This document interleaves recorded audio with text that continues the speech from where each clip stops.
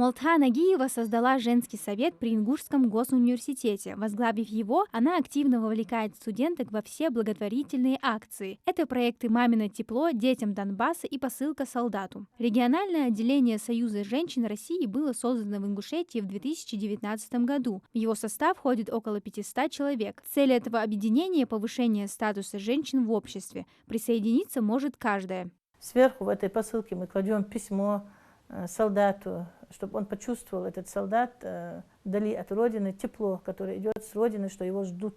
Эти письма пишут дети, школьники, студенты.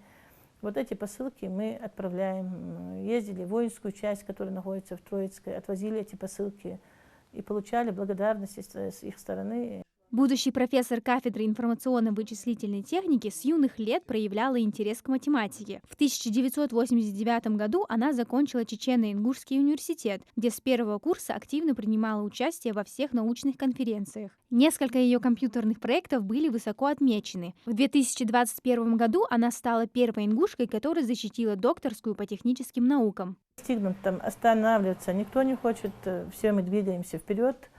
Наука – это такое дело, что оно завлекает, увлекает.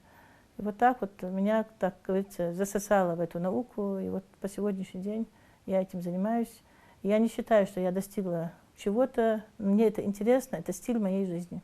В 2004 году Молтхан Агиева отправилась в Нью-Йорк. До этого она никогда не была за границей. Все благодаря американо-российской программе «Открытый мир», которая предоставила возможность молодым общественным лидерам по роду своей деятельности побывать во всех 50 штатах Америки. Там коллеги смогли обменяться опытом работы в сфере образования. Закончила аспирантуру в Ростове, где и находился филиал Конгресса Соединенных Штатов Америки. В составе российской делегации посетила Соединенные Штаты Америки как лидер образования в номинации «Женщины-лидеры России». Это была программа, организована библиотекой Конгресса Америки и американскими советами в Москве по программе академика Лихачева.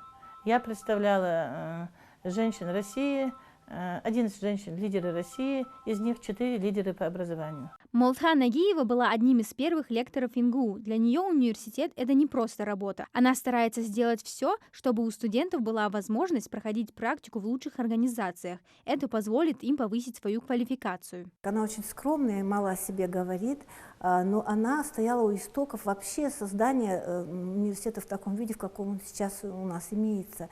Потому что когда она начинала с коллективом, небольшим коллективом преподавателей, когда только открылся университет ингушский здесь, она в то время уже помогала в оснащении его компьютерами, этих вот отделений. И очень важное направление, именно техническое направление, потому что она директор технического института, а, как известно, сегодня технические специальности, они очень востребованы. И то оборудование, которое ей, благодаря ее уважению к ней, отношению к ней, представители нашего нефтекомплекса. Во все времена женщина была олицетворением мира и спокойствия. Ее влияние в науке возрастает с каждым днем. Повышение общественного статуса женщин и их роль в политической и общественной сфере необходимо. Трудовая деятельность Молтхан Агиевой отмечена многочисленными грамотами. Амина Зязикова, Муслим Арчагов, Магаз 24.